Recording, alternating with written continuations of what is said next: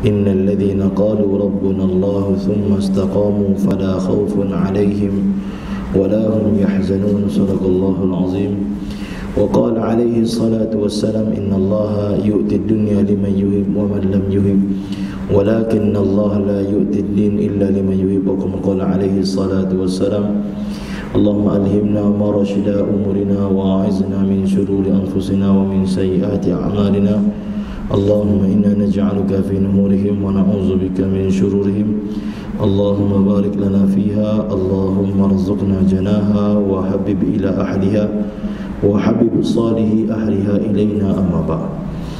Alhamdulillah yang saya muliakan Tuan Imam, Tuan Pengerusi, Tuan Kuasa, para asatizah, alim ulama, pimpinan masyarakat, Tuan Haji, Puan Hajah, ayah-ayah, ibu-ibu yang dirahmati lagi dikasihi Allah Subhanahu wa taala.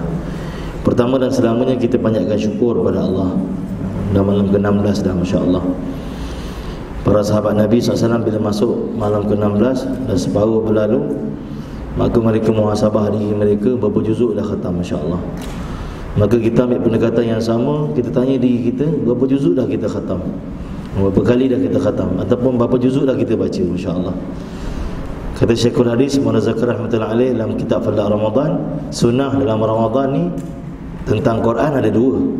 Satu, membaca seluruh Al-Quran dalam Ramadan. Kedua, mendengar seluruh bacaan Al-Quran dalam Ramadan, ini dalam tarawih. Ini kedua-duanya merupakan sunnah Nabi dalam Ramadan. Dan begitu juga para sahabat bila masuk malam 16 dia muhasabah dalam separuh awal di puasa, adakah perkara sia-sia dia buat, mengumpat, berkata perkara yang tak elok, ataupun kalau tak ngumpat pun dengar orang ngumpat. Saya tak ngumpat tapi adalah dengar sikit-sikit orang ngumpat. Masya-Allah. Jadi tuan-tuan dan rahmati lagi dikasihi Allah, kita kena istighfar banyak kalau kita ada buat perkara yang sia-sia dalam 15 yang awal. Dan kita cuba perbaiki baki yang ada ni dengan sebaik-baiknya. Kenapa? Innamal a'malu bil khawatim.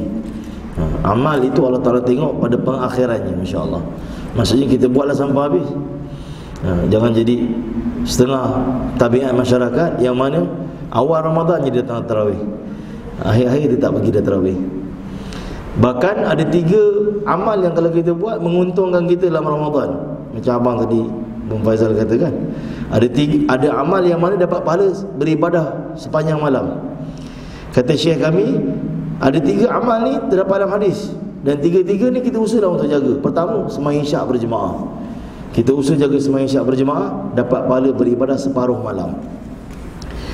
Kita nak beribadah separuh malam pun masya-Allah jugalah kan. Muhammad Zakir kata malam tu dikira lepas azan maghrib sampai azan subuh, bahagi 2, itulah separuh malam, masya-Allah. Siapa yang solat subuh berjemaah yang kedua, dapat pahala beribadah sepanjang-panjang malam.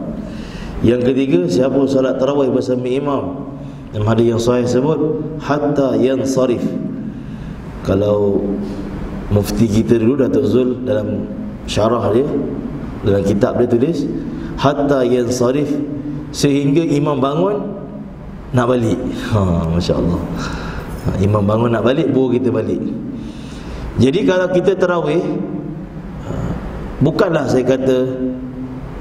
saya kata salah kalau tuan-tuan tarawih 8 tuan-tuan pergi buat kat 20. Tak salah. Cuma tak dapatlah pahala beribadah sepanjang-panjang malam. Itu maksud dia. Katalah tuan-tuan satu orang yang buat 8, tuan-tuan pergi sembahyang kat masjid yang buat 20. Lepas 8 tuan-tuan balik. Pertama, tuan-tuan tak dapat hadis ni, pahala beribadah sepanjang-panjang malam. Yang kedua, tuan-tuan akan mengganggu emosi orang yang atas pagar. Ada setengah orang pergi masjid atas pagar 50-50, nak buat 8 ke 20. Ada seorang bangun cantik, ada kawan, dia pun bangun. Asalnya dia 50-50. Kalau tak ada orang bangun mungkin 20 lah kot. Tapi ada seorang mula, maka dia kata cantik. Dan ada contoh seorang, dia pun bangun juga. Dan juga orang yang rugi siapa dia? Orang yang dah buat sama dengan imam dah 20, ataupun sama dengan imam dah buat 8. Bila witir dia balik, pun rugi juga. Sebab apa? Sebab ilmu yang dia ada tu, dia faham bahawa kalau saya buat witir malam, nanti saya nak sembahyang bangun malam nanti. Tu yang jadi masalah pada saya. Dia kata saya nak bangun malam. Sedangkan pertama kita kena tahu tuan-tuan, sunnah dalam Ramadan ni witir dia berjemaah. Dalam Ramadan ni witir sunnah berjemaah. Bulan lain tak apa sembahyang sendiri, tapi dalam Ramadan sunnah witir berjemaah. Dan yang kedua, kalau kita dah buat witir, malam tak perlu buat witir dah. Hadis sahih Muslim, la witran fil lail. Tak ada dua witir dalam satu malam. Malam tinggal tahajud je. Tinggal buat sembahyang tasbih, tinggal buat sembahyang hajat. Masya-Allah. Dan tuan-tuan dirahmati lagi dikasihi Allah Subhanahu wa taala, usahakan bagaimana kita dapat jaga sembahyang tarawih sampai habis bersama imam. Barulah kutiba lahu ka ajru qiyamul lail, diberi pahala beribadah sepanjang-panjang malam. Ini 3 amal ni kita mau usaha jaga dalam sepanjang Ramadan. Kalau tak dapat jaga 15 yang awal tu, yang baki ni kita usahalah dapat jaga. Masya-Allah. Walaupun hakikatnya makin nak habis ni makin banyak offer, Jekyll buat, Kamda buat kan. Dia makin kuat, kita tak terkesan sangat. Kan? Kadang-kadang orang rumah dia terkesan, dia pun memberi kesan kepada kita. Kita tak terkesan. Dia kurang harga ke apa, kita tak berapa minat sangat. Tapi orang rumah terkesan, kita pun terkesan, masya-Allah. Jadi tuan-tuan rahmati lagi dikasihi Allah, ada 7 peristiwa ulama beritahu berlaku dalam Ramadan. Peristiwa sirah yang berlaku dalam Ramadan ada 7 peristiwa. Pertama, turunnya semua kitab dan suhuf dalam Ramadan. Semua kitab dan suhuf turun dalam Ramadan. Suhuf Nabi Ibrahim AS turun 1 Ramadan. Dalam hadis riwayat Imam Ahmad. Nabi Muhammad 6 Ramadan turunnya Taurat, 13 Ramadan turunnya Injil, 17 Ramadan Al-Quran. Semua kitab-kitab dan suhuf-suhuf kepada para nabi, hampir 100 suhuf ni diturunkan dalam bulan Ramadan. Nak beritahu berkatnya bulan Ramadan yang mulia ni. Dan nak beritahu kita hubungan di antara Ramadan dan Kitabullah. Kalau zaman kita ni Al-Quran lah, dihimpunkan kitab-kitab dulu dalam Al-Quran, masya-Allah. Bahkan Allah Ta'ala beri penekanan dalam muka surat yang sama. Allah perintahkan kita puasa, kutiba alaikumusiyam kama kutiba alal ladzina min qablikum. Muka surat yang sama Allah beritahu, syahrul ramadan alladzi unzila fihi al-Quran. Ini bulan Ramadan aku turunkan Quran, kata Allah. Nak beritahu hubungan Quran dengan Ramadan sangat kuat. Bahkan dalam hadis disebutkan dua-dua ni akan beri syafaat di akhirat. Puasa juga akan bagi syafaat di akhirat. Ya Allah, dia berlapar kerana aku, terimalah syafaat aku untuk dia. Dan untuk dia akan masuk satu pintu yang namanya Babur Rayyan. Dan apa yang berlaku, dihidangkan makanan untuk dia saujana mata memandang. Kalau tuan-tuan pergi buka puasa dekat hotel kan, nampak juga ujung dia. Habis ronda dah ronda, tak ambil apa ke? Sama je, kan? Dah habis pusing lah. Kalau di Mekah tu ada hotel nama Dar Tauhid, 300 jenis makanan. Baru sampai 10 dah penat lah, lengur dah balik lah. Kita makan yang ni je lah, 300 jenis makanan. Masya Allah. Tapi di Babur Rayyan Allah sediakan makanan saujana mata memandang. Dan Allah beritahu, kulu washrabu, makanlah dan minumlah wahai hambaku, hani'an bima aslaftum fi ayyamil khaliyah, kerana di dunia kamu pernah lapar untuk aku. Masya Allah. Allah bagi makan saja mata memandang. Ada juga orang tanya, Ustaz, kalau jauh macam tu nak ambil macam mana? Sudah, nak ambil macam mana jauh ni? Ulama beritahu, niat je nak rasa macam nak makan buah yang warna merah tu lah, buah tu akan terbang kat depan kita sampai, ataupun wildan akan pergi ambil, pelayan syurga akan pergi ambil, hidang kat kita. Dua cara boleh sampai, masya Allah. Dan yang kedua, tuan-tuan rahmati lagi dikasihi Allah, pertama tadi Al-Quran ataupun semua kita turun dalam Ramadan menunjukkan hubungan kita dengan kitab Allah. Mau usaha ada hubungan kuat dengan Quran ni. Kena khatam Quran. Nabi SAW sepanjang Ramadan bertalaki dengan Jibril alaihissalam. Maka kita jadikan bulan ni bulan yang mana kita ambil manfaat yang banyak untuk menjadi sahabat kepada Al-Quran. Kalau dah habis khatam banyak kali dah, masya Allah, cuba dekati ustaz-ustaz yang mengajar tafsir supaya kita faham. Kadang-kadang kita baca Yasin dah dekat 30 tahun dah, tak pernah baca terjemah, tak tahu apa cerita Yasin ni, apa cerita sebenarnya tak tahulah Ustaz. Tahu orang baca Yasin, saya baca je lah.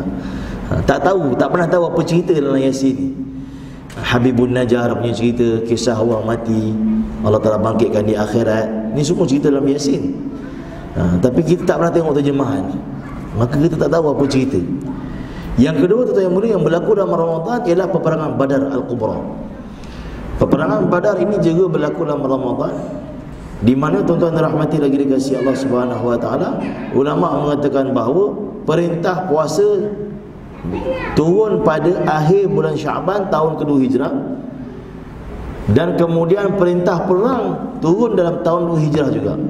Dalam tahun 2 Hijrah ni banyak perintah yang turun. Ulama beritahu perintah-perintah Allah turun ni banyak macam hujan di Madinah. Nabi 13 tahun di kota Mekah usaha atas iman.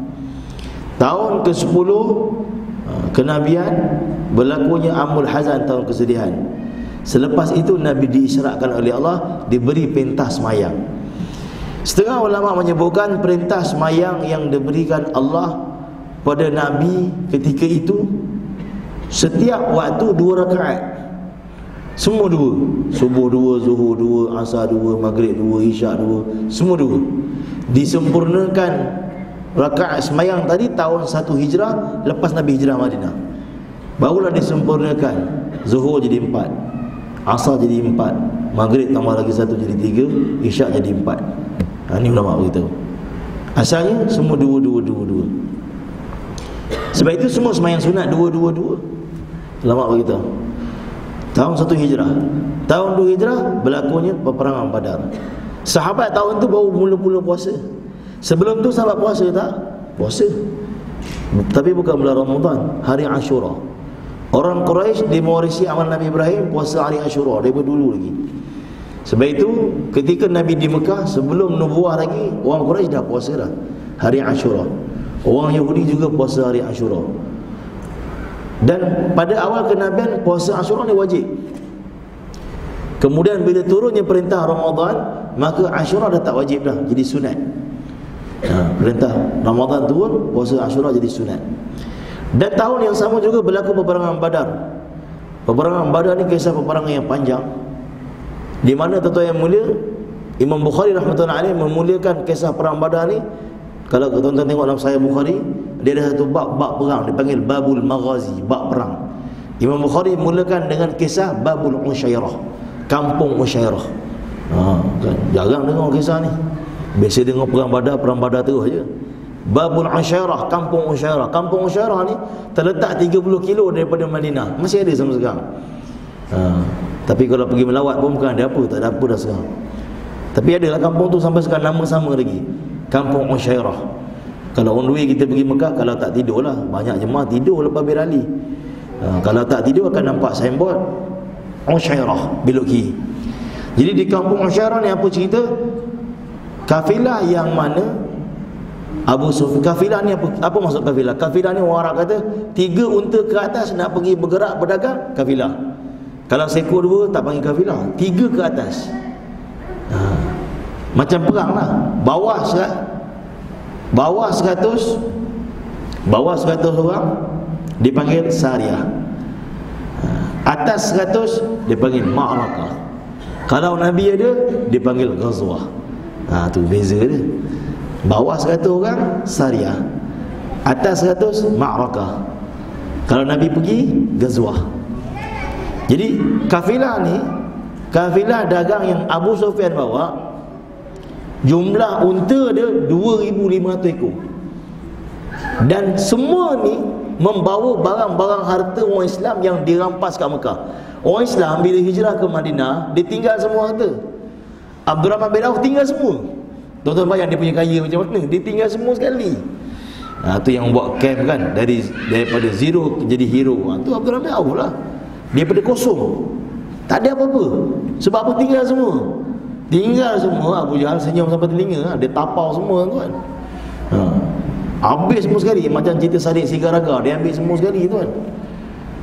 Suruh Abu Sufyan bawa pergi Syam dagangkan. Dan bukan Abu Jahal saja, bahkan ketua-ketua yang lain, Abu Lahab, semua ada share. Utbah, Syaibah, Umayyah, semua ada share letak atas unta tu. Total unta ada 2,500 ekor dan yang jaga 40 orang je. 40 orang. Sebab dia sangat confident orang Islam takkan serang dia. Dia rasa dia kuat. Dan bila berita tu sampai pada baginda Nabi SAW, yang rombongan ini akan lalu dekat-dekat dengan Madinah, dan dekat-dekat itu ialah Ushairah. Maka Nabi siapkan para sahabat untuk sekat kafilah ni. Sebab itu harta orang Islam yang mereka rampas untuk orang Islam ambil semula. Namun bila sampai di Ushairah, rombongan tu dah terlepas, dah gerak dulu dah. Jadi rombongan ni bila dia pergi Syam, dia patah balik itu jadi Badar. Jadi hala pergi Ushairah, tak jumpa. Hala balik terjadinya Badar. Bila hala balik, maka baginda Nabi SAW telah hantar Talha bin Ubaidillah, Sa'ad bin Zaid pergi tengok kekuatan tentera yang mereka ada. Dan Amir bin Abi Darda radhiyallahu anhu juga dihantar untuk pergi jadi perisik. Perisik, tuan-tuan, orang-orang tentera dia tahu, tak boleh tanya detail. Perisik datang, 2 orang sahabat pergi dekat perigi. Ada 2 makcik tengah berbual. Makcik tu kata, tak lama lagi datang rombongan yang daripada Mekah hari tu akan berhenti dekat sini. Bolehlah kita beli barang-barang. Perisik dengar je kan. Perisik tak boleh pergi tanya Abu Sufyan ke, pergi tanya selesai lah. Dia dengar je cerita. Okey, betul, ni lah yang maklumat kita nak. Perisik Nabi ni balik je nak beritahu kat Nabi, Abu Sufyan sampai. Dan dia pun tanya sebagai satu orang perisik juga. Abu Sufyan katanya, sepanjang kamu berbual berdua kat sini, tak ada siapa ambil air kat perigi ke? Kan soalan dia tu tak ada kena-mengena pun dengan nak tanya Nabi Muhammad sampai ke tak. Tak ada siapa ke ambil air kat perigi, lalu lalang sini tengok kamu berbual. Dia kata ada tadi 2 orang pemuda kami tak kenal, dia pun tak bercakap dengan kami. Dia ambil air kat perigi, dia pun pergi. Abu Sufyan nak maklumat tu lah. Dia pergi dia pergi. Abu Sufyan pun mendekati pergi, tengok ada tai unta. Dia ambil tai unta tu, dipecahkan, ada kurma. Dia kata Muhammad dah dekat dah, dia kata. Tidak ada unta yang makan kurma melainkan unta Madinah. Ni pelisik tuan. Tak payah pergi makmal DNA, pergi cek pakai mikroskop, tengok dulu, sempat orang balik. Apa yang berlaku bila dia dapat tahu je Nabi SAW dah dekat, maka dia ikut jalan lain. Dia ikut jalan lain, insya-Allah. Dan rombongan Nabi bila dapat tahu yang Abu Sufyan dah dekat, Nabi tunggu di satu kawasan yang mana kalau dia tak tahu Nabi dekat-dekat tadi, dia akan lalu jalan tu. Tapi Nabi tunggu 3 hari dia tak lalu. Maka perisik dapat agak bahawa rombongan ni dah bergerak. Dalam perjalanan balik, masa Abu Sufyan tengok tai unta tadi, dia telah hantar satu orang lelaki namanya Domdom bin Amru. Dan dia ni terkenal pakar penyebar berita di Mekah. Dahsyat tuan, jawatan dia. Tukang sebar berita, di bawah sikit pada Astro, bawah sikit pada TV3. Dia cekap menyebar berita. Mungkin ada kadang kat taman-taman kita ni ada 1-2 orang ni dia pakar sebar berita. Nak cepat sampai tersebar, send kat WhatsApp kat dia, sekejap je. Saya pun ada kawan-kawan 2-3 orang kat grup WhatsApp tu. Kita nak cepat maklumat sampai, hantar kat dia, bang, sebar bang, sekejap je. Kalau kuliah-kuliah ni kan, hantar kat dia 2 ni, semua grup dia ada. Tak ada grup yang tak ada dia. Jadi sekejap tersebar, masya-Allah. Dia memang suka masuk grup. Jadi Domdom bin Amru ni kepakaran dia penyebar berita. Abu Sufyan tengok Domdom ada dalam kafilah dia, kata Domdom pergi bagi tahu dekat orang Mekah kita dalam bahaya. Tu je arahan. Domdom ni dia punya cakap, ulama kata, menyebabkan orang jadi yakin. Ni kepakaran Domdom ni. Sampai sepadan Mekah, dia malas nak menjerit-jerit, nak beritahu kat orang Mekah apa yang berlaku. Nak cerita panjang, penat. Dia telah koyakkan baju dia, dia potong telinga unta dia, dia percikkan darah unta kat badan dia, dia tarik unta. Dia tarik unta dia. Dan dia kata bahaya, bahaya 2 kali. Bahaya, bahaya. Dan dia kata amwalakum, amwalakum, harta kamu, harta kamu. Sikit je dia keluar modal, cakap sikit je. Abu Jahal tengok, Terkejut Abu Jahal. Sebab apa? Baju dah koyak, unta putus telinga, darah banyak. Darah unta bukan darah dia. Ini Abu Sufyan mesti kena lagi teruk ni. Harta kita apa jadi, bisnes kita kan. Tak ada pulang dan balik lah macam ni. Abu Jahal siapkan tentera 1,300 ketemukan tentera. Dan tuan-tuan, bila rombongan ni nak bergerak, Abu Sufyan terlepas tadi.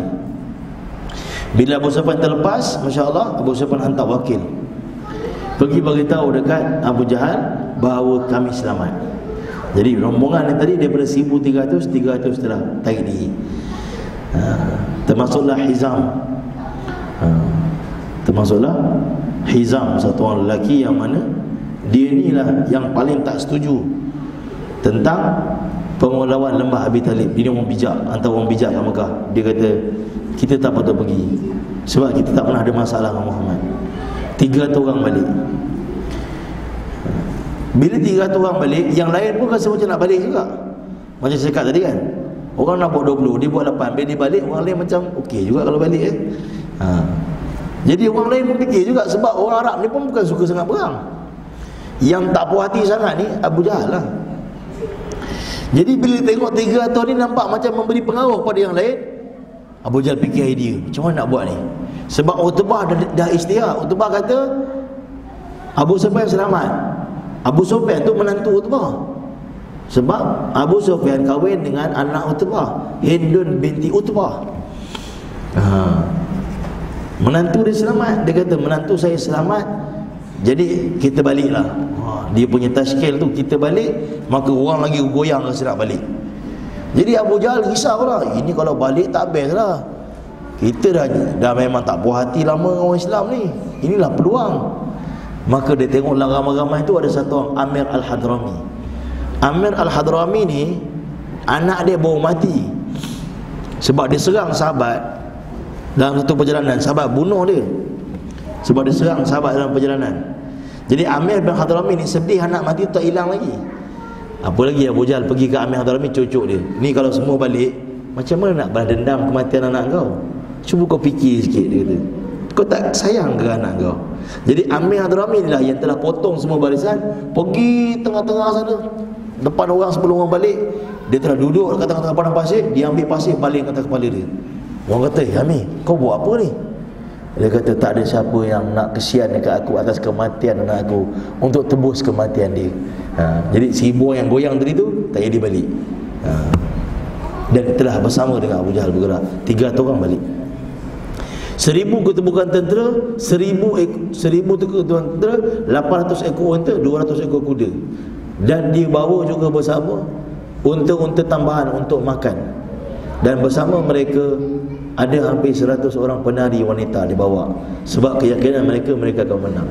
Diringkaskan cerita dia panjang. Nabi SAW dah sampai dekat Rauha dah.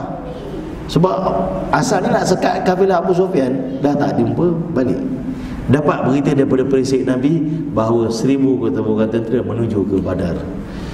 Maka baginda Nabi SAW berhenti di Rauha, minta pandangan sahabat. Abu Bakar bangun paling awal. Abu Bakar ni memang tak ada siapa pernah boleh challenge dia, dia paling awal lah. Minta cadangan, dia paling awal. Minta harta, dia bagi semua. Satu ketika pernah berlaku di Madinah, perang Tabuk. Nabi kata, siapa sedia infakkan harta lebih kau mampu? Umar kata, cantik, aku rasa hari ni aku boleh challenge Abu Bakar. Umar berlari balik rumah, bawa separuh harta daripada rumah dia. Ni dia kata memang boleh challenge hari ni. Abu Bakar memang hari ni kalah aku. Dia orang berlomba-lomba buat amal. Sampai Madinah Nabawi, Abu Bakar dah sampai. Awal dia sampai. Tapi nampak harta dia tak berapa banyak. Nabi tak tanya, Abu Bakar, berapa yang kamu bagi ni? Nabi tanya, apa yang kamu tinggal? Abu Bakar kata, tak ada apa, habis lah. Ini semua aku keluarkan daripada rumah aku, yang tinggal Allah dan Rasul. Bila dia tanya Umar, apa yang kamu tinggal? Ada separuh lagi, Umar kata. Ulama kata semua harta yang Abu Bakar ada waktu tu dengan separuh yang Umar bawa sama nilai, sama banyak. Sebab Abu Bakar dah korban daripada awal, dah habis dah banyak, tinggal tu je pun bagi juga.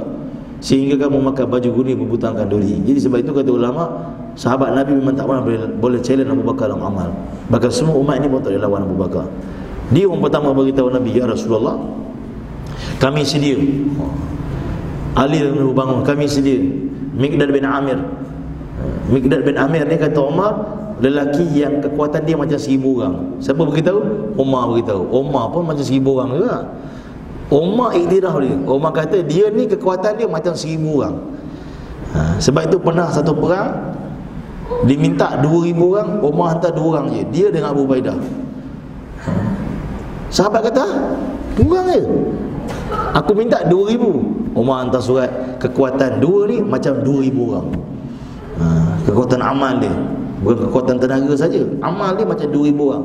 Kalah musuh walaupun 2 orang je, insya-Allah. Jadi tuan-tuan, Miqdad bin Amr beritahu, ya Rasulullah, walaupun kamu bawa kami ke hujung dunia pun, ke Barkhul Rimat, satu tempat di Barkhul Rimat ni ada 34,000 orang kafir di sepanjang Yaman yang begitu benci bila dapat berita Nabi mengaku jadi Nabi, dan sedia untuk bunuh Nabi. 34,000 orang. Kata Miqdad bin Amir, kalau kamu hantar aku pergi Barkhul Rimat pun aku sedia. Tak takut pun dengan 34,000 tu. Nak begitu semangat dia nak pergi Badar. Tapi Nabi tak buat keputusan. Nabi tanya lagi, wahai kaum muslimin, bagilah pendapat. Sehinggalah Sa'ad bin Mu'az orang Madinah perasan yang Nabi nak jawapan daripada orang Madinah, maka dia telah bangun dan menyatakan kesediaan dia, ringkaskan cerita, maka telah bergerak ke Badar. Dan peperangan Badar ni tuan-tuan, masya-Allah, ulama kata menjadi asbab kematian semua pembesar-pembesar Quraisy. Sebab itu pembesar Quraisy yang tinggal, siapa dia? Abu Lahab dan juga Abu Sufyan ni. Abu Lahab memang tak pergi perang, dia hantar seorang wakil pergi ganti dia. Dia memang tak pergi perang. Dan habis perang Badar dia mati penyakit kulit. Bermula daripada tangan yang ditunjuk celaka pada Nabi, tangan dia membusuk tuan-tuan. Dia mati dalam rumah dia, membusuk dalam rumah. Ni Abu Lahab. Dan tuan-tuan yang mulia, peperangan Badar ni Allah hantar bantuan. Walaqad nasarakumullahu bi Badrin wa antum azillah. Allah Ta'ala hantar malaikat, 5,000 malaikat. Allah Ta'ala hantar 5,000 malaikat. Dan ulama kata malaikat ni hanya diperintahkan turun, tak diperintahkan naik. Maka sampai kiamat malaikat tu ada kat Badar. Allah beri bantuan. Kenapa? Iman sahabat yang pada ketika itu. Baik, yang ketiga, berlakunya Fatah Mekah. Juga dalam bulan Ramadan. Fatah Mekah ni Nabi bergerak daripada Madinah. Fatah Mekah ni bila? Fatah Mekah ni apa? Pembukaan kota Mekah. Dalam Islam dia tak ada rampasan kuasa. Kita kena banyak guna perkataan rampasan kuasa. Kan, kerajaan tu telah diguling, berlaku rampasan kuasa. Itu bukan kaedah Islam. Kaedah Islam dipanggil Fatah, Futuh, pembukaan. Itu dipanggil pembukaan. Futuhul Syam, pembukaan kota Syam. Futuhul Iraq, pembukaan kota Iraq. Dia tak panggil rampasan kuasa Syam, tak ada. Orang Islam dipanggil Futuh, pembukaan. Ghanimah macam ni juga, kita yang salah terjemah. Ghanimah kita panggil ghanimah, harta rampasan perang. Kita suka sangat kata rampas ni kan. Ghanimah, harta rampasan perang. Yang tepat dia apa? Kata guru kami, ghanimah, harta perolehan perang. Itu yang tepat. Kerana orang Islam tak pernah merampas. Harta perolehan perang, itu ghanimah. Jadi tahun 8 Hijrah, setelah sahabat Nabi sabar banyak perkara, Hudaibiyah, perjanjian tak adil, Allah beri kemenangan pada orang Islam, tak kesebaran dia dapat buat umrah tahun lepas tu. Akhirnya berlakunya Fatah Mekah. 10 Ramadan 10 Ramadan Nabi bergerak daripada Madinah dengan perancangan yang rapi. Ada jemaah akan masuk daripada utara, selatan, timur, barat, kepung. Setiap jemaah bawa lampu, bawa pelita, nak bagi nampak ramai, insya-Allah. Total semua sahabat pergi 10,000 orang keliling Mekah. Sampai Mekah 20 Ramadan. 21 Ramadan Abu Sufyan isytihar keislaman dia. Sabarnya sahabat dalam kerja dakwah. 21 Ramadan Abu Sufyan ketua Quraisy ketika itu isytihar keislaman. Kemudiannya pakcik Nabi Abbas bin Abdul Muttalib yang merupakan juga ketua Quraisy ketika itu isytihar keislaman dia. Kemudian tahu bila Peristiwa yang keempat, apa dia? Penyerahan kota Taif. Orang Taif datang jumpa Nabi, serah kota dia. Dulu baling batu kat Nabi kat Taif. Lepas Fatah Mekah, berlakunya Hunain, kemudian Ghazwah Taif. Kemudian 24 Ramadan, kata ulama, orang Taif serah kota dia. Kota Taif serah. Dan berhala bernama Lata dihancurkan. Berhala yang popular ada 3, Lata, Uzza dan Hubal. Lata, Uzza dan Hubal. Lata ni terletak dekat Taif. Orang Taif ada 3 suku. Bukan kepala 3 suku. Suku dia ada 3. Bani Sa'ad bin Bakar, Bani Hawazin dan Bani Thaqif. Ini 3 suku. Dan mereka menyembah berhala nama Lata. Dan Lata merupakan orang soleh. Kerja dia buat roti bagi orang pergi haji makan. Dia meninggal, cucu dia buat patung, cicit disembah. Sebab itu setengah ulama kan, dia tak suka orang ambil gambar, khususnya mazhab Hanafi. Dia mengharamkan gambar. Saya tanya kenapa? Antaranya ni lah, dia kata dia takut orang taksub pada dia lebih pada Nabi, lebih pada Allah. Dia tak nak. Sebab itu setengah orang dia tak. Dalam mazhab Syafi'i dibenarkan untuk ambil gambar supaya kita dapat ingat, tengok muka dia, ingat pada Allah. Itu setengah pandangan sebut macam tu lah. Jadi kalau tuan-tuan tengok ada orang Hanafi, tuan-tuan jangan ambil gambar, dia marah. Pernah sekali satu istimak, ulama' di tengah bayan di mazhab Hanafi, orang pergi ambil gambar, dia kata haram. Orang tu ambil juga, berasak iPhone tu. Jadi tuan-tuan kalau dia kata jangan ambil, jangan, sebab pada dia salah. Jadi tuan-tuan dirahmati lagi dikasihi Allah. Kemudiannya apa berlaku? Yang kelima, berhala Uzza dihancurkan. Uzza ni terletak di Nakhlah, jalan daripada Mekah nak pergi Jeddah. Dan berhala Hubal dalam Kaabah dipecahkan juga. Dan 360 berhala dipecahkan. Nabi SAW mula-mula buat dakwah tak pecahkan berhala. Nabi pecahkan berhala dalam hati sahabat. 13 tahun di Mekah, kemudian 8 tahun di Madinah. 13 campur 8 berapa? 21 tahun Nabi tahan dengan berhala yang di depan Kaabah tu. Lepas kesabaran Nabi, Nabi buat dakwah sungguh-sungguh, hancurkan berhala dalam hati sahabat, sehingga lepas 21 tahun mereka sendiri pecahkan berhala yang mereka sembah. 21 tahun kan ambil masa. Habis semua berhala dipecahkan, ulama beritahu.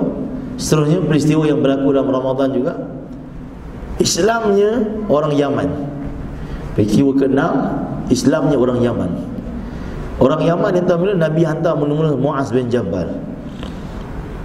Muaz bin Jabal ni mufti bagi umat ini. Bulan 12 tahun lepas kami dihantar buat usaha dakwah dekat Jordan. Kita ziarah makam Muaz bin Jabal, mufti bagi umat ini. Makam dia dekat Amman, dekat dengan sepadan dengan Palestin. Betul dekat tepi sungai Jordan dekat. Kita pergi ziarah makam mufti bagi umat ini. Kenapa tuan bila kita rasa dia berjasa sangat? Kenapa? Dia lah orang yang Nabi hantar untuk buat dakwah kat Yaman. Tapi dia datang ketika itu orang Yaman tak terima Islam lagi. Sebab dakwah ini dia macam tanam pokok, dia bukan hari ini tanam terus tumbuh. Kadang kita ajak orang tu sekali je, jom pergi masjid, tu pergi. Kita kata tengok sekali je ajak, tu pergi. Kita tak tahu sebelum kita 1000 orang AJK pergi jumpa dia. Dan 1000 orang lah, tu kau AJK pergi jumpa dia 1000 orang. Kita yang ke 1001. Jadi banyak orang dah jumpa dia, hati dia dah lembut, kena ketuk dah lembut dah. Jadi orang Yaman yang datang mula buat dakwah ialah Muaz bin Jabal. Dia tak terima. Hantar lagi Muawiyah bin Haidah, hantar jemaah Sayyidina Ali, bawa orang Yaman terima Islam, bermula daripada suku Hamdan. Jadi jasa Muaz bin Jabal sangat besar. Dia lah pembuka orang Yaman dapat agama. Dan daripada Yaman lah agama sampai ke kampung kita. Sebab tu kalau pergi ziarah makam Muaz bin Jabal dekat Jordan, ucap terima kasih tuan. Kita pergi tu kita sebab lah, sebab dia korban jauh dengan Nabi semata-mata untuk sampaikan agama. Sebab korban dia kita dapat Islam pada hari ini. Peristiwa yang ketujuh berlaku dalam Ramadan, apa dia tuan-tuan? Tahun 92 Hijrah, pembukaan kota Andalus. Tariq bin Ziyad telah buat usaha dakwah kan, sehingga terbukanya kota Andalus tahun 92 Hijrah, bulan Ramadan 26, pada 26 Ramadan. Dan kota Andalus bertahan selama 700 tahun.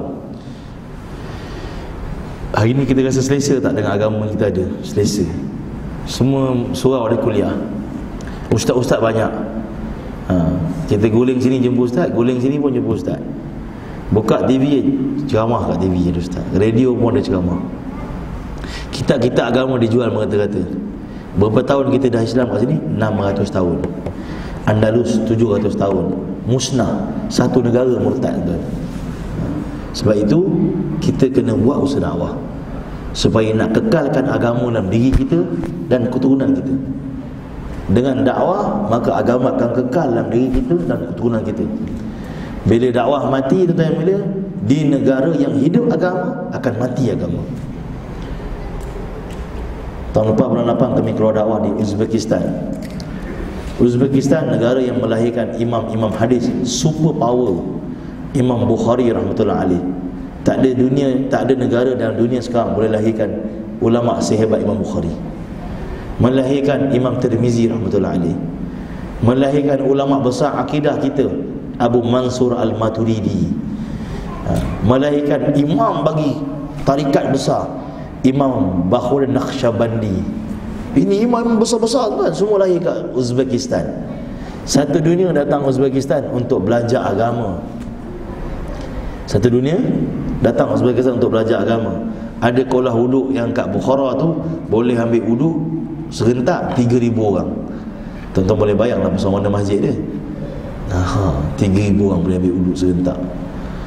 Madrasah dia punya besar dekat Registan tu, kami pergi boleh masuk 50,000 pelajar. Bila dakwah terhenti, semua tinggal kenangan. Masjid yang dulu dipenuhi dengan umat belajar agama, orang datang pakai kasut, masuk pakai skirt. Pakai skirt je. Madrasah yang boleh masuk 50,000 orang, orang datang pakai kasut, masuk pakai skirt, nak sembahyang 2 rakaat tak boleh. Ini kesan kan? Negara Islam, tapi musuh nombor 1 negara ialah dakwah. Nombor 2 baru dadah. Siapa ditangkap buat dakwah, terus kena bunuh. Tangkap, KGB bunuh terus. Siapa yang kena tangkap dadah, masuk penjara, bicara dulu.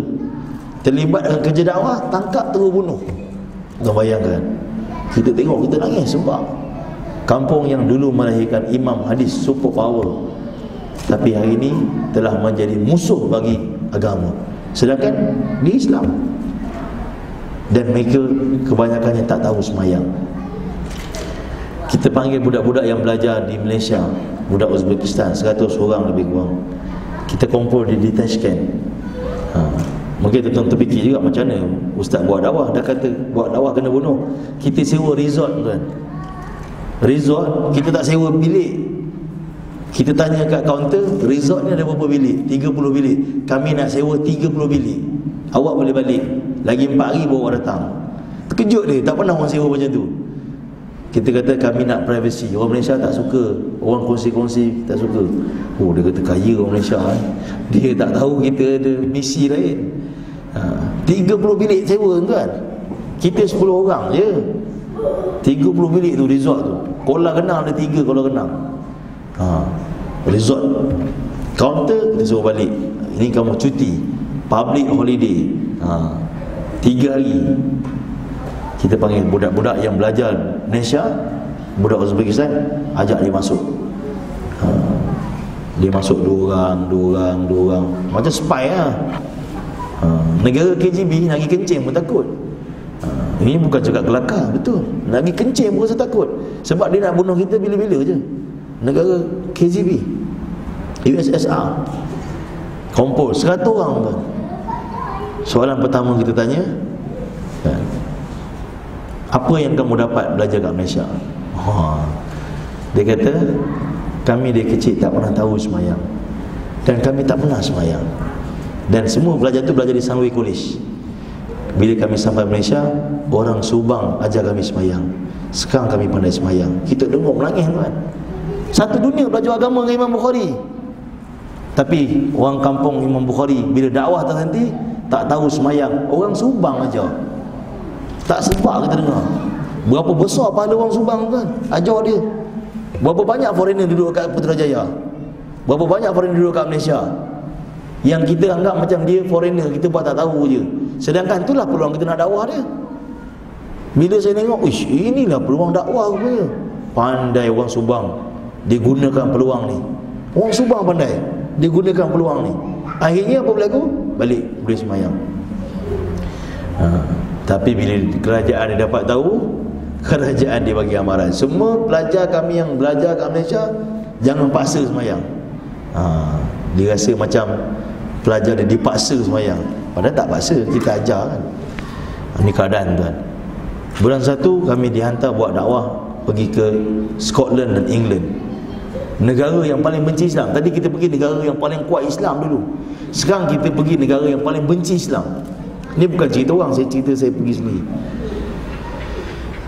Tuan-tuan, negara yang melahirkan King Richard the Lionheart. Orang tengok cerita dia tahu lah, orang minat perang. Ketua perang salib, berapa ribu Islam kena bunuh. Tak payah orang Islam lah, tok kita dia bunuh berapa ramai zaman penjajah dulu. Itu tak habis cerita lagi, tak settle lagi tu. Berapa banyak tok kita dibunuh kan. Berapa ribu orang Islam dibunuh tentera Saddam Ayubi, berapa banyak. Negara yang paling benci, dia ketua peperangan salib. Negara yang paling benci Islam. Tapi bila hidup usaha dakwah, apa berlaku sekarang tuan bila? Usaha dakwah dimulakan 60 tahun lepas oleh almarhum Hafiz Fatih rahmatullah alaih. Sekarang kesan dia seluruh England ada 4, seluruh United Kingdom ada 4 juta orang Islam. Ada 2,000 masjid, ada 1,000 madrasah tahfiz, ada 14,000 ulama dia yang tamat daurah hadis. Malaysia pun tak sampai tuan. Kita kat Malaysia, macam saya belajar Marina, belajar Mesir 4 tahun, 5 tahun, kita ada bidang kita, macam saya syariah. Tapi yang tamat daurah hadis dia belajar semua bidang. 8 tahun tu dia panggil daurah hadis. Sebab tu kalau tuan-tuan jumpa ustaz-ustaz, kalau dia kata saya ambil daurah hadis, belajar Madinah ke? Tak, saya ambil daurah hadis. Daurah hadis tu lagi power daripada belajar Madinah, sebab dia belajar semua. Walaupun tak sebut perkataan universiti, disebut daurah hadis, kita pun tengok, wah ini lain macam ni. 8 tahun ke? Kena tanya juga, 8 tahun ke? 8 tahun. Ada juga daurah hadis tahun dia lagi balik, tak tahan. Ni 8 tahun tuan. Ada 14,000 ulama di England yang tamat daurah hadis, yang memang orang lahir kat sana. Dan ada 40,000 hafiz Quran. 40,000 kan hafiz Quran di seluruh United Kingdom. Imam dia majoriti hafiz. Kat kita Ramadan je jumpa imam hafiz. Imam hafiz tak banyak. Ramadan itu pun banyak ustaz dah tegur kan. Ada masjid-masjid yang Ramadan pun tak nak panggil imam hafiz. Dia juga nak jadi imam, pakcik padan lah 11 bulan pakcik imam, bagilah budak tahfiz pula imam. Orang kampung dah tak larat nak dengar pakcik baca kan. Ada setengah-setengah kampung-kampung kan, duit tabung surau banyak, dia tak nak panggil budak-budak tahfiz. Dia juga gagah nak jadi imam. Orang dah tak larat dah nak dengar dia baca. Anjang baca, tapi baca dia selu kan. Budak tahfiz dia baca lain, dia ni momentum macam ustaz kita kan baca, kita dia baca sejuzuk pun kita tahan, sedap dengar. Masya-Allah. Tapi kalau dia baca Yasin, alamak, Yasin dia pun dah makan 2 rakaat juga ni. Kan? Jadi tuan-tuan, masya-Allah, di England majoriti imam hafiz. Saya pergi satu masjid Luton, dia tolak saya jadi imam. Kita mana pernah jadi imam kat England, orang tolak kan. Kita rasa kalau subuh ni Al-Ghasyiyah tu power tu. Hal ataka risul ghasyiyah, kalau kat Malaysia pun orang komplain juga, panjang juga tu. Bagi salam, senyum makmum semua. Perah senyum ni, aku buat salah ke? Imam kata, hari ni lah subuh kami paling pendek. Rupanya dia baca subuh 2 helai baca. Besok dia imam, urut lutut saya. Subuh 2 helai bang. Punya mengantuk kita 2 helai. Makmum dia relax, dia tahan. Try buat kat kita 2 helai, memang besok imam tu kena pecat lah. Subuh tu kan 2 helai. Ni kat England. Kesan kerja dakwah, perubahan berlaku. Sebab itu kalau penjajah England boleh tulis penyesalan dalam penjajahan, dia akan tulis negara yang paling aku menyesal jajah ialah India, Pakistan, Bangladesh. Sebab negara lain dia jajah Malaysia, kita tak ikut dia balik. Kita ada negara kita. Dia jajah India, Pakistan, Bangladesh, India, Pakistan, Bangladesh, ikut dia balik. Jajah dia pula. Sebab itu kalau tuan tengok di England, orang kaya-kaya ni banyak orang Bangla dengan Pakistan. Tuan-tuan pergi Mekah, siapa tukang sapu? Bangladesh. Yang angkat sampah rumah Arab siapa? Bangladesh. Tuan-tuan pergi England, Bangladesh orang kaya angkat sampah orang putih. Bukan cerita bohong, tuan-tuan pergilah. Tuan-tuan tengok, tuan-tuan tahu.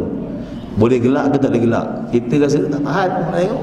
Sebab orang Melayu, orang putih ni tabik kita. Saya orang Mersing, tiap-tiap hari masa kecil jumpa orang putih sebab dia nak pergi tiuman. Orang Mersing tampak orang putih kita tabik tu. Country itu je tahu kan. France, tak tahu France kat mana. Orang putih. Rupanya yang ni tukang angkat sampah je kat England. Angkat sampah rumah Bangla. Tuan-tuan bayangkan, kesan daripada kerja dakwah, Allah Ta'ala muliakan orang Bangla, dia pun jadi tuan kat sana. Kita pergi satu tempat macam loyat jual laptop dengan handphone. Kawan-kawan bawa kan, jom kita ustaz pergi tengok. Kita pergi. Pekerja semua orang putih, tukang beli Bangla. You take for me the laptop please. Oh no, I don't want this. Bangla marah orang putih. Saya jadi macam aku salah tengok ke dah nak kiamat ni. Ini kesan kamu dia. Allah muliakan orang Islam di negara yang dulu benci Islam. Immigration dia dekat UK pakai tudung. Kita aku pergi Mekah ke pergi UK ni. Kalau di France pula tuan-tuan, kami keluar di France 2016 dan juga tahun lepas pun pergi juga France. Orang Morocco habis semua tempat orang Morocco.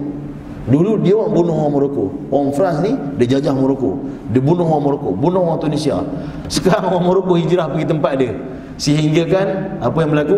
Gangster-gangster yang terbesar di France, yang polis pun tak boleh kawal, ialah orang Arab. Polis pening, polis tak boleh kawal. Dulu dia bunuh orang Islam. Sekarang orang Islam duduk kat negara dia, sebahagian jadi orang soleh, sebahagian jadi gangster-gangster yang terbesar di France. Sampai orang putih, sampai polis pun tak boleh kawal. Masya Allah. Ni kesan kami dia yang kita akan tengok bila kita bergerak dalam kerja dakwah. Orang Islam telah masuk dalam dunia Eropah, bumi Eropah. Tapi negara orang Islam bila tinggal dakwah, negara yang satu dunia orang belajar agama, akhirnya agama jadi musuh negara. Tak boleh janggut, tak boleh. Orang yang masuk penjara Uzbekistan dia cakap, dalam penjara tak boleh tutup mulut kedengaran. Penjara dia cangkung, penjara dia rendah, mulut kedengaran. Sebab kalau tutup dia takut kita sebut Allah. Negara Islam kan, ni kesan daripada dakwah ditinggalkan, akhirnya dia jadi musuh pada agama dia. Kita dengar sedih lah. Masuk Uzbekistan tak boleh bawa apa-apa kitab, Quran tak boleh bawa. Kalau dia cek ada kitab je, walaupun kita beritahu ni Quran ni, dia pun Islam, dia tahu tu Quran ke dalam. Dia anggap buku-buku yang dibawa daripada luar negara ialah buku-buku yang nak menghasut untuk jatuhkan kerajaan. Bahaya tuan bila tinggalkan dakwah. Jadi tuan-tuan, kita muhasabahlah, fikirkanlah. Andalus 700 tahun Islam pun habis, kita baru 600 tahun. Maka untuk jaga agama dalam diri kita, mengekalkan agama dalam diri kita, keluarga kita, anak keturunan kita dan umat SWT, maka kita perlu buat dakwah. Perlu ingatkan isteri kita, anak-anak kita. Khususnya dalam Ramadan ni, kita buat bacaan hadis kat rumah kita. Paling kurang satu hadis kita baca kat rumah. Belilah kitab Fadilat Ramadan, tentang hadiah-hadiah Ramadan, supaya keluarga kita tahu, ada rangsangan, dengar, banyak rupanya Allah Ta'ala janjikan dalam Ramadan yang mulia ni, baru dia akan ada semangat untuk buat amal dalam Ramadan. Mudah-mudahan Allah Ta'ala terima kita semua. Saya mohon maaf sebab saya terasa sabar, saya terserah kata berbicara, minta ampun tuan-tuan, minta ampun pada Allah. Dan malam ni merupakan malam yang mungkin satu Malaysia akan baca kunut, insya-Allah. Dan masuk malam 16. Jadi mudah-mudahan baki yang ada ni Allah Ta'ala terima kita semua. Dan besok malam nuzul Quran, malam perang Badar, moga kita dapat tingkatkan amal kita. Mudah-mudahan Allah Ta'ala terima kita. Dan kita doa juga supaya Allah Ta'ala terima semua amal umat ini sepanjang Ramadan yang mulia ni. Mudah-mudahan bukan kita saja selamat di akhirat, bahkan seluruh umat Nabi Muhammad SAW selamat juga di akhirat. Wallahu alam wa alihi wa sallam. Assalamualaikum warahmatullahi wabarakatuh.